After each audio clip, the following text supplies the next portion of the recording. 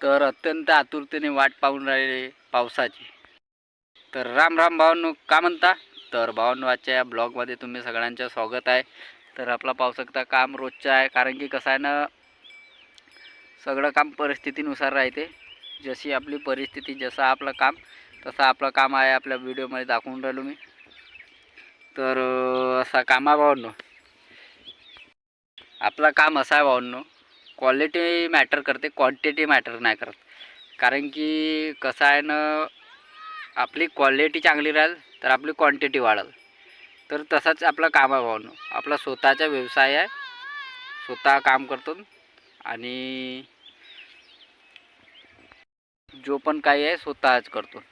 कसं आहे, पाणी आहे, हवा आहे, कसाच असो, आपल्याला आपलं शेवटी काम करायचेच असते.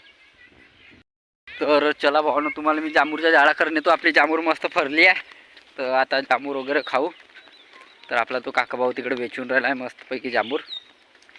तर आपल्या ब्लॉगमध्ये पहा संपूर्ण आजच्या या ब्लॉग. आणि आवडेल तर लाईक करा, शेअर करा, कमेंट करा आणि आपल्याला असा सपोर्ट करत राहा आणि सबस्क्राईब करत राहा. आपल्या मगा पाहू शकता, आपल्या म्हशी वगैरे चरतात, कारण की म्हशीलासुद्धा चारा नाही मिळून राहिला, कारण की पाणीच नाही आलेलं आहे.